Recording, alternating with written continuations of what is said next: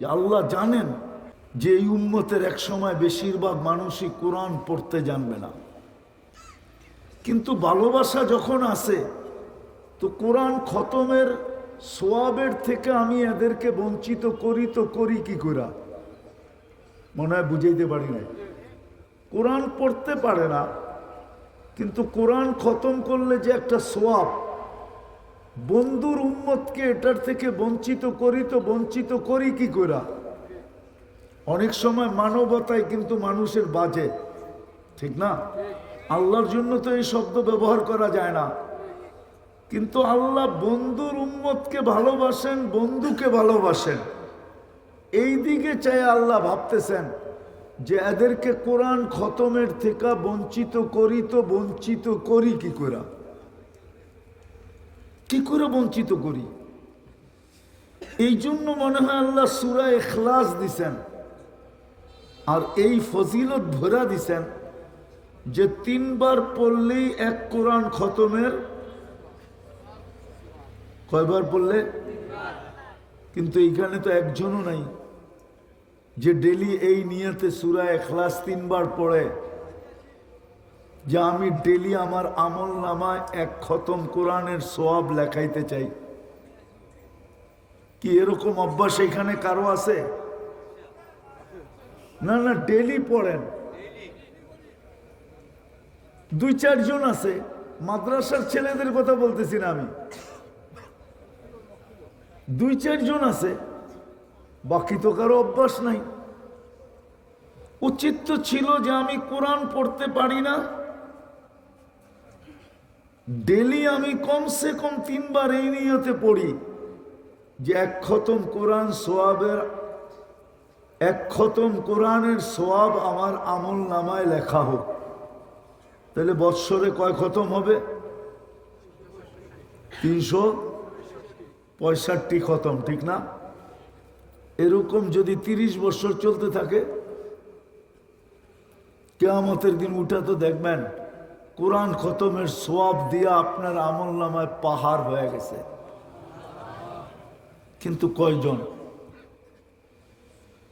বলবেন সূরা ইখলাসের ভিতরে এত সোয়াব ঢুকাইলো কেন? বাকিগুলোও তো আল্লাহর কালাম, বাকিগুলোও তো আল্লাহর কালাম না? পুরা কোরআনই তো আল্লাহর কালাম, ঠিক না? কিন্তু এটার ভিতরে এত বৈশিষ্ট্য কেন? আল্লাহ নিজের পরিচয় দিছেন এই সূরার মাধ্যমে।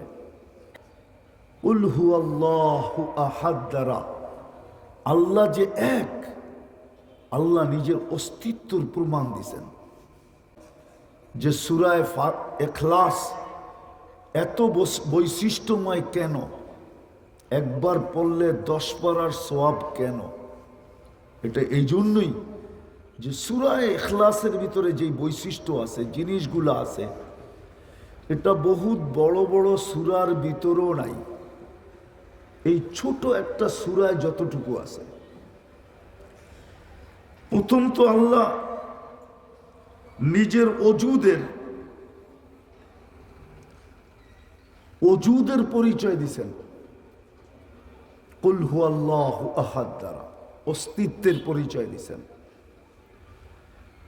আল্লাহুস সামাদ দ্বারা আল্লাহ পাক নিজে যে পরিপূর্ণ, পরিপূর্ণ। দুটা জিনিস বুঝাইছেন, নিজে কারো মুখাপেক্ষী না, সমগ্র সৃষ্টি তার মুখাপেক্ষী। আল্লাহুস সামাদ দ্বারা আল্লাহ কারো মুখাপেক্ষী না, মানে যত ধরনের পূর্ণতা হইতে পারে, যত ধরনের পূর্ণতা হইতে পারে,